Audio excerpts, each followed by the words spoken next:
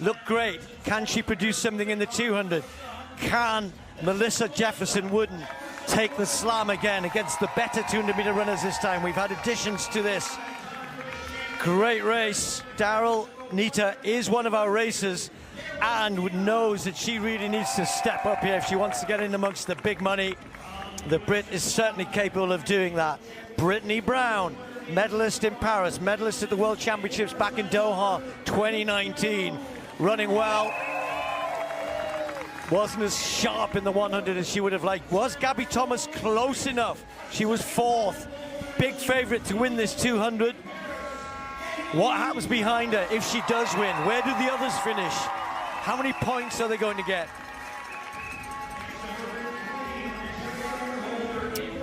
What about Favour of Feely, the Nigerian? Might be a little bit tougher in lane 3, but she's a good 200-meter runner as well.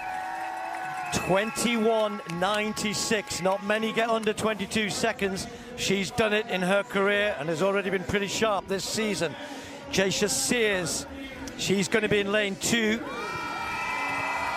Gotta wait for the crowd, and every one of these athletes is running for good money as well, even for Kayla White right on the inside. We'll be able to see everybody, see the whole race unfolding ahead of her. Set. Clean break from everybody. Good start from Nita. Jefferson Wooden moving, but look at Gabby Thomas has already taken yards out of Brittney Brown, and Jefferson Wooden is going well around that bend. Has run a superb bend, Jefferson Wooden. Gabby Thomas is right there in the mix, but look at this. They've taken it to her, and now on the outside, Davis is storming through. Who's going to take this? It's going to be pretty close on the line. It's going to be Thomas, though. Thomas gets it. 21. Yes, 21.95. The wind is legal this time. A sub-22 clocking for Thomas, but our slam champion is going to be Jefferson Wooden, because Davis, although she's come second, ooh, is it going to be Davis? No, because you don't get the same points. You have to, with the win, you get a bonus. Yep. 12.86, and she knows it. Jefferson Wooden. Do you know what? It's not a personal best for Gabby Thomas, because this is her event. Davis, personal best. Jefferson Wooden, personal best. I think change up a little bit, right? For that. She had to work She did. Like I really said, hard in for lane that. 4, it's a little bit tougher for someone as tall as Gabby Thomas, but it's funny how things change up a little bit. People usually look up at the scoreboard to see their times, but now they're looking at the points. They want to know if they have enough points to win the slam, and Melissa Jefferson Wooden coming out with another slam championship. The first person to defend their slam championship. At this point, who's going to win? Yeah, exactly. And like I said, it was tight for Gabby around that turn in lane 4, and she didn't come off the turn in front. She had to use her maintenance, those long legs, to get through to the line before everyone else. Right now, it's anyone's race, but anyone who knows the 200 would know that it's just a matter of time before Gabby opens up those long limbs. It comes through. Look at Melissa at the latter part of the race. It's something that she's going to have to work on. I saw it at the end of the 100 as well.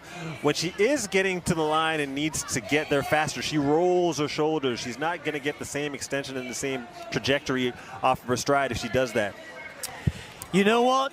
When there's 100K up for grabs, roll your shoulders. We're all going to roll our Just give it shoulders, right? everything. Yeah.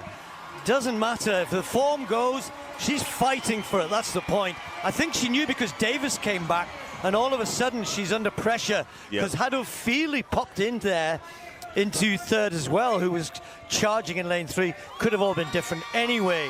Yep. There is our slam champion. Melissa, you are now 2 for 2 as slam champions. What does that mean to you? It's a testament to all the work I've been putting in. You know, my goal for this year is to literally focus on me, no matter how hard I work. Sometimes it's just not enough for everybody, but my goal this year is to prove to everybody what I can do. You talked about you have to be comfortable being uncomfortable. What makes you uncomfortable in this league, and how are you overcoming it?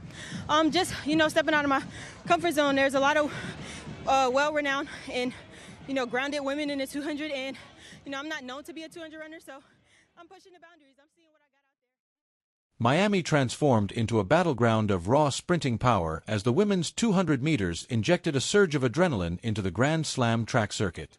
Warm humidity, cooperative winds, and flawless race conditions created the perfect arena for elite sprinters eager to sharpen their dominance. At the center of the spectacle was Gabby Thomas, the overwhelming favorite and reigning winner from the Jamaican leg. Slotted in lane 4 and carrying the weight of expectation, she once again justified her status as the event's most dependable force. She carved through the bend with commanding control, then unleashed a decisive burst on the homestretch, stopping the clock at 21.95 seconds, a legitimate, world-class mark that stands among the fastest of the entire season. Chasing her down, Tamari Davis produced the performance of her life. She stormed to second place with a sensational personal best of 22.05 seconds, signaling her meteoric rise and solidifying her position as one of the sport's most promising young talents. Melissa Jefferson, triumphant earlier in the day in the 100 meters, completed the podium with another lifetime best of 22.15 seconds. Although the win eluded her in this race, her unwavering form across the series earned her enough points to retain the Slam champion title, becoming the first athlete ever to defend that distinction. Behind the leading trio, Nigeria's Favour Offaly fought relentlessly for fourth place, while Britain's Daryl Nata displayed moments of sharp form but still trails the pacesetters. Brittney Brown, a Doha 2019 World Championships medalist, started aggressively yet couldn't maintain her early surge and slipped back as the race unfolded. The Miami spectators thrived on the intensity, aware that beyond medals, crucial season points and substantial prize money hung in the balance. Every stride meant something.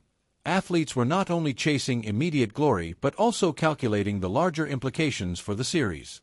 Thomas's triumph fortified her command over the distance, but the overall standings reminded everyone that durability across races can overshadow isolated brilliance.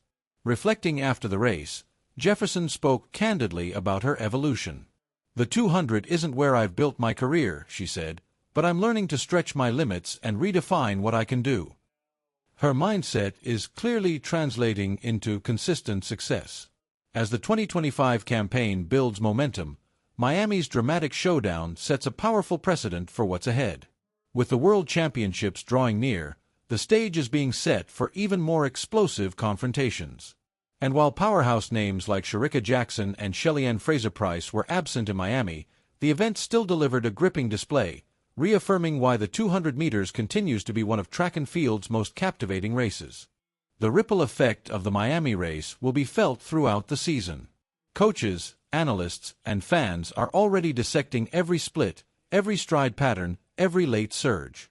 What makes this edition of the Grand Slam track so compelling is how quickly the balance of power can shift. One race can redefine momentum, and Miami proved that no lead is ever truly safe.